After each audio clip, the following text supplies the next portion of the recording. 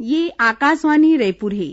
छत्तीसगढ़ी समाचार बुलेटिन के संग मैं अनुरिमा शर्मा। अब सुनो आज के प्रमुख समाचार। राज्य सरकार हा प्राइवेट अस्पताल मन म कोरोना संक्रमित मरीज मन के इलाज और बिना लक्षण और हल्का लक्षण वाले कोरोना संक्रमित मरीज मन बर होम आइसोलेशन म रहे के बेरा डॉक्टरी सलाह बर फीस तय कर दे हे। कोरोना संक्रमण के सेती बंद प्रदेश के सबो आंगनबाड़ी केंद्र काली ले खुल जही। फिर कंटेनमेंट क्षेत्र में अवैया आंगनबाड़ी केंद्र ला नई खोले जाही। और दुर्ग, धमधा, बेमेतरा, गंडई और कवर्धा रद्दा में काली ले यात्री बस सेवा शुरू हो जही। अब समाचार विस्तार ले। राज्य सरकार हा निजी अस्पताल मन म कोरोना संक्रमित मरीज मन के इलाज बर रेट तय कर दे हे। प्राइवेट अस्पताल मन म सुपर स्पेशलिटी सहूलियत के आधार म एला 3 वर्ग म बांटे गे हे, जेमा ए कैटेगरी म रायपुर, दुर्ग, राजनांदगांव, बिलासपुर, कोरबा और रायगढ़ जिला के अस्पताल ला राखे गे हे। उहे 20 श्रेणी म सरगुजा, महासमुंद, धमतरी, कांकेर, जांजगीर चांपा, बलौदाबाजार, भाटापारा, कबीरधाम और बस्तर जिला के अस्पताल आही और बांचे जिला के अस्पताल श्री सेनी के रही। फिर प्राइवेट अस्पताल में कोरोना संक्रमण के इलाज में खर्चा होवैया पैसा ला मरीज ह दिही। ए जम्मो अस्पताल हा डायग्नोसिस बर आयुष्मान भारत और डॉक्टर खूबचंद बघेल स्वास्थ्य सहायता योजना के चलत निर्धारित रेटे ला लिही।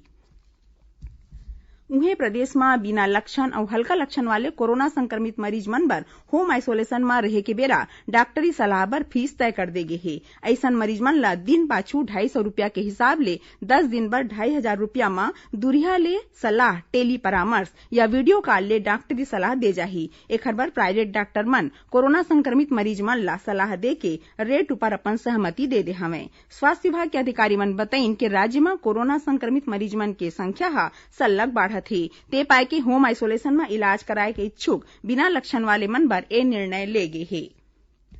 प्रदेश में कोरोना संक्रमण सल्लग बाढ़त जात हे।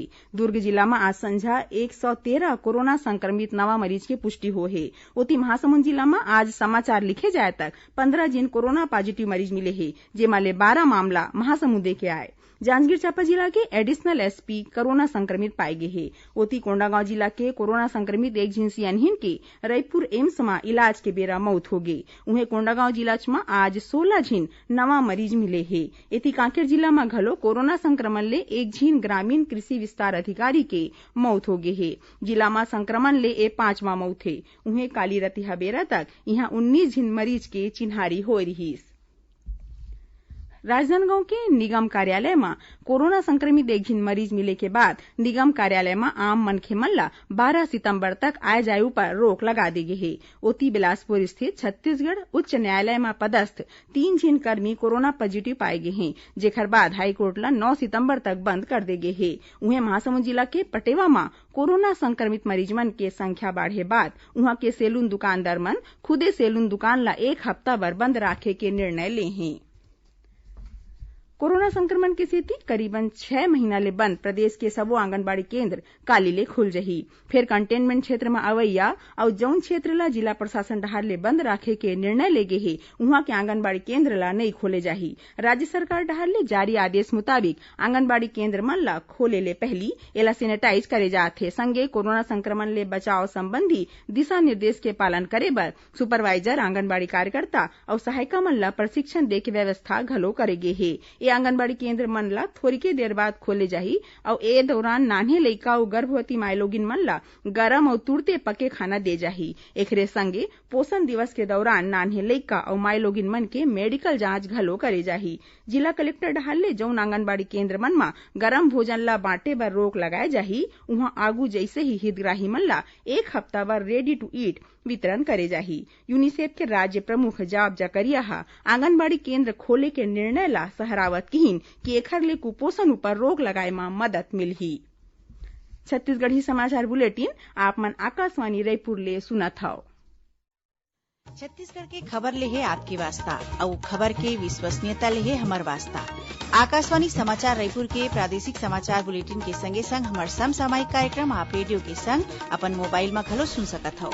आकाशवाणी समाचार फेसबुक, ट्विटर और यूट्यूब में घलो हावय। हमार फेसबुक पेज हरे Chhattisgarh news on AIR, Twitter handle CGAIR news और हमार यूट्यूब चैनल हरे छत्तीसगढ़ AIR न्यूज। तो अब रेडियो के संगे संग आपके मोबाइल के माध्यम ले हम आप तक पहुंचत हन। छत्तीसगढ़ के हर खबर पर सुनत रहो आकाशवाणी समाचार। अब आगू बाढ़बो बाँची समाचार डहार। राष्ट्रपति रामनाथ कोविंद और प्रधानमंत्री नरेंद्र मोदी काली वीडियो कॉन्फ्रेंसिंग के जरिया ले राष्ट्रीय शिक्षा नीतियों पर राज्यपाल सम्मेलन के उद्घाटन सत्र ला संबोधित करही। शिक्षा मंत्रालय डहार ले होवत ए सम्मेलन के विषय हरे उच्च शिक्षा में परिवर्तन, राष्ट्रीय शिक्षा नीति की भूमिका। ए कार्यक्रम में बिहनिया 10 बजे ले संझा 5 बजे तक होही। मुख्यमंत्री भूपेश बघेल फेसबुक लाइव के माध्यम ले काली संझा 6 बजे राष्ट्रीय पोषण माह के शुभारंभ करही। ए मौका में महिला और बाल विकास मंत्री अनिला भेड़िया और संसदीय सचिव रश्मि आशीष सिंह घलो मौजूद रही। शुभारंभ कार्यक्रम में मुख्यमंत्री के संगे अन्य जनप्रतिनिधि और पोषण अभियान में सक्रिय भूमिका निभावत अधिकारी, कर्मचारी, स्वयंसेवी संस्था मन के प्रतिनिधि के संगे संग आंगनबाड़ी कार्यकर्ता मन घलो भाग लिही। कोरोना संकट बेरा स्कूल बंद होए के सेती लइका मन के पढ़ई जारी रखे खातिर चलत पढ़ई तुहर पारा कार्यक्रम के सुचारू संचालन बर काली राज्य स्तरीय वेबिनार राखे गे हे।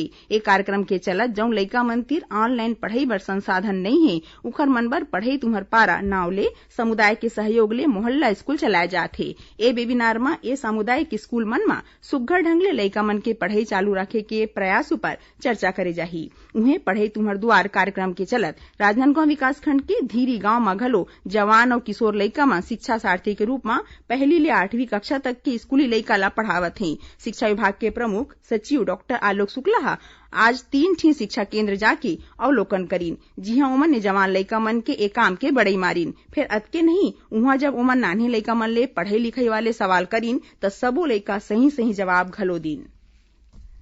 दुर्ग, धमधा, बेमेतरा, गंडई और कवर्धा रद्दा में काली ले यात्री बस सेवा शुरू हो जही। कोरोना संक्रमण पाए के अब्बड़ दिन ले यात्री बस सेवा बंद रहीस। फिर अब सबो जिला में यात्री बस के अवई जवई शुरू करे जाथे। छत्तीसगढ़ यातायात महासंघ के प्रमुख विधिक सलाहकार शिवेश सिंह बताइन कि बस के अवई जवई बेरा सबो यात्री मन के नाम पता लिखे जाही। उन्हें बस ला पूरा तरह ले सैनिटाइज करे के संगे यात्री मन ला घलो फेस मास्क लगाना जरूरी होही। ईज ऑफ डूइंग बिजनेस में छत्तीसगढ़ देश में 6वां स्थान पाए है। भारत सरकार के वित्त, वाणिज्य, उद्योग मंत्रालय संग्रह रूप ले ईज ऑफ डूइंग बिजनेस में राज्य मन बर रैंकिंग निकाल दे है। ए रैंकिंग में ऑनलाइन लेन देन, समय सीमा भीतरी काम पूरा करे और औद्योगिकी विवाद मन के निपटारा वाले बिंदु शामिल करे गे है।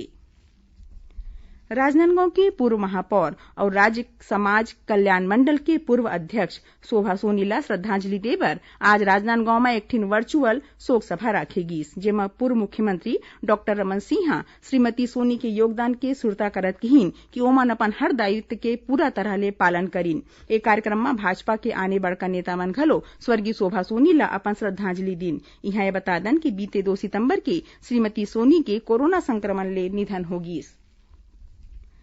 कोरोना संक्रमण ला देखत ई कॉमर्स बर लोगन मन के बाढ़त रुझान ला देखत राज्य में ग्रामोद्योग जिनिस के घलो ऑनलाइन बेचई शुरू करेगीस, जेखर चलत पाछू थोर कहे दिन में 75,000 रुपया ले ज्यादा के बिक्री होए हे। ग्रामोद्योग मंत्री गुरु रुद्र कुमार एला सहरावत कहीन कि अब बहुते जल्दी रेडीमेड कपड़ा, तुम्बा शिल्प के प्रोडक्ट और मैन पार्ट के कालीन घलो ऑनलाइन बेचे जाही। आखिर में प्रमुख समाचार एक घाव फेर। राज्य सरकार प्राइवेट अस्पताल मन में कोरोना संक्रमित मरीज मन के इलाज और बिना लक्षण और हल्का लक्षण वाले कोरोना संक्रमित मरीज मन बर होम आइसोलेशन में रहे के बेरा डॉक्टरी सलाह बर फीस तय कर दे है। कोरोना संक्रमण के सेती बंद प्रदेश के सबो आंगनबाड़ी केंद्र काली ले खुल जही। फिर कंटेनमेंट क्षेत्र में अवैया आंगनबाड़ी केंद्र ला नहीं खोले जाही। और दुर्ग, धमधा, बेमेतरा, गंडई और कवर्धा रद्दा में काली ले यात्री बस सेवा शुरू हो जही। एकरे संग छत्तीसगढ़ी समाचार बुलेटिन इहे सिरावत है। जय जोहार।